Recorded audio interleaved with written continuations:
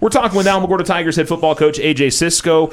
Coming off another win. You guys aren't exactly winning pretty, but it doesn't really matter because you're getting the win, right? No, wins are wins, man. Yeah. I mean, we'd like them to be a little bit prettier and more clean, and cleaner, but we dang sure did what we were supposed to do to get a win. It just wasn't the way we thought it was going to be. Yeah, and we talked about it previous to the game. I mean, it was a tough road trip Thursday night, and everything about it was challenging. To try to make sure you guys were in the right mindset to go out there and play. Yeah, it was awkward. It's a long trip. I mean, it took us about 4 hours to get there, and then you go up there, and it just was a Thursday night game, and we better get used to it. But hopefully, our environment here when we have Carlsbad here is a little different to the environment that Capital had. But at 7 o'clock, we still played football, and we had to do what we were supposed to do, and we made enough plays to win the game.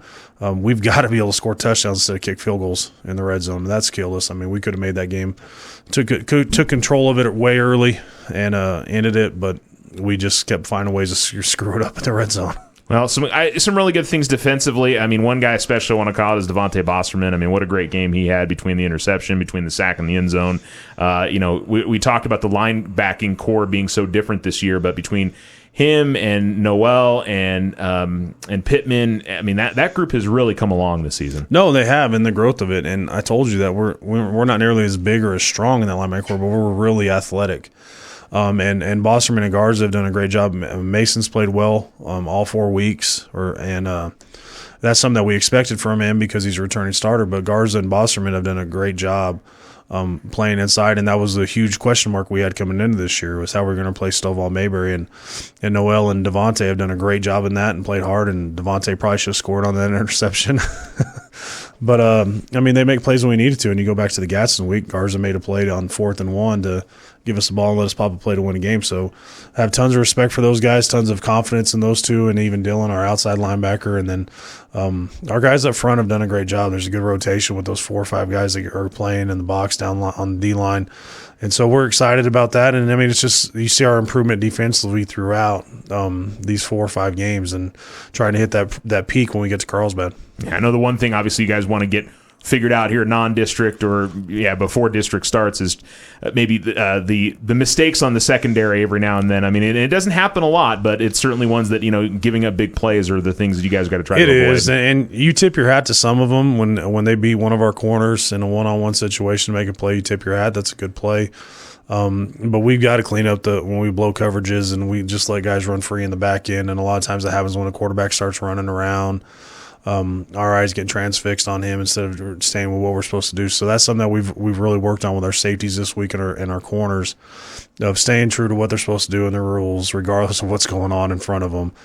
Because we can't give up big plays like that in district. I mean, it's really going to bite us in the butt, and we're going to have a tough road to hoe to get out of a tough road to hoe playing really good teams down the road. Offensively, I do want to call out the touchdown pass that Elijah threw to Jason because I had a really good angle on it. It was a really nice back shoulder throw, and he fit it into a tight window. He did, and that's something that we've gotten better with is throwing the football. We still got to improve with it with Elijah, but we get in that situation, and if we get man coverage down there, we're going to take a shot with Jason. He's a really good athlete, and we trust Elijah's going to do what he's supposed to do with the football and give him a shot to make a play. And then we go back later on when we throw the interception in the end zone, and that wasn't a great ball. And that's stuff that we've got to fix, and that's us cleaning it up offensively by figuring out we're going to score touchdowns instead of kick field goals in the red zone. And I think another group that's really starting to gain confidence is the offensive line. They had a really good game last week, it seemed like. Yeah, and I mean, the score was 21-14, and it never really felt that close because we controlled the line of scrimmage, both lines of scrimmage as well. And we rushed for over 250 yards, just kind of pounded on people what they gave it to us, and our backs did a good job. But those guys up front, man, we're not the biggest, but they'll get after it. They got some nasty to them. And then they'll have a real test this week when we get Riverside. But credit to those guys, they get treated really well around our program. So if we got any linemen out there listening, you come to us, you'll get treated really well. Yeah. We'll feed you, young bucks, when you come up here in high school. But they do a good job, and they've executed our scheme really well. We do but even down there, we get to the goal line and we blow a scheme on 2nd and something, and now we're 3rd and long, and then we drop a snap, and while we're kicking a field goal, and it goes that fast from having a success where we're just running down their throats to now we're having to settle for a field goal instead of a touchdown. Well, and again, nice that you can kick those field goals. Aiden, and I think another step up in confidence that he knocked through a couple field goals, and from distance too. Yeah, and from a hash, the same hash he missed on, the right hash that he missed on against Gadsden. And I think the good part was they jumped off sides on the first one because he shanked the heck out of that one.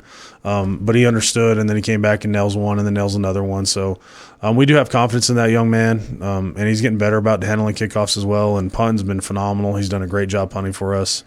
We've got to clean a lot of things up. And I say a lot of things, just little things here and there on every facet of what we do. But when we do that and we eventually put a game together, this group's going to be a tough group to beat come district. Well, you guys get Riverside this week. Going to Texas now. I've always heard, because the rules are a little bit different in terms of the way the games are officiated.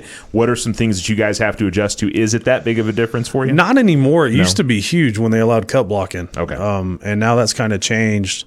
To our same rules. You can fair catch kickoffs and it comes out to the 25. So it's just college rules that you see normally. The biggest change is probably the hashes. The hashes are inside. And not as wide as we play here. So that's not a huge change for us. It might give us a little bit more options to do some things because the boundary is not necessarily so much into the boundary.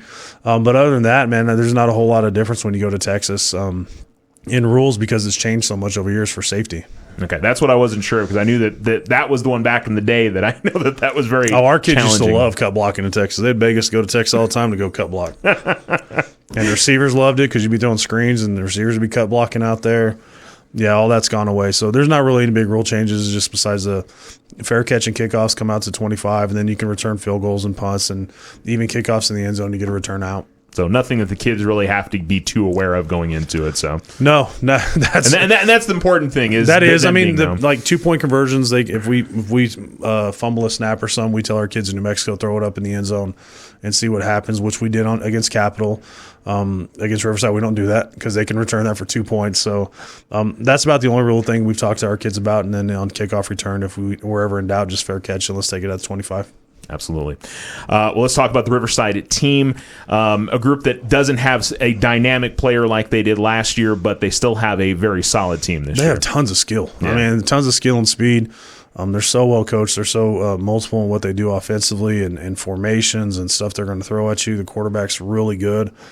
They do a good job, and that's a quality program in El Paso that's going to give people fits and make a run in the playoffs. And so we got our hands full, and even defensively, I mean, because it's Texas and they can't dress out everybody, they do got guys that play both ways. And so you'll see the running back lining up playing outside linebacker. You'll see the receivers playing DB. But they're very talented kids, and they're extremely well coached over there with Coach Ricoder. And their running back is not particularly big in stature, but he is one of those kind of bowling ball kind of guys that's going to be able to cause you problems. Yeah, he looks just like the kid from Silver. Yeah, but they're quicker than heck, man. They got speed everywhere. They got 2 giant guards that are very physical. They're very physical up front. And you think about a spread team, and that's what they try to do is they want to get in the spread, but they're going to run the football at you. And they do a good job up front. They move well. It is a well-coached team that's going to be a problem for a lot of people down the road in El Paso and in the playoffs in Texas. And this is at least a scheme in terms of the spread and running the football that you guys have seen already this year. Is it going to be a little bit different than what you guys have seen? It's stuff we've seen. I mean, they have some wrinkles and stuff that we haven't seen, but we'll eventually see it again down the road as well with Centennial or Hobbs.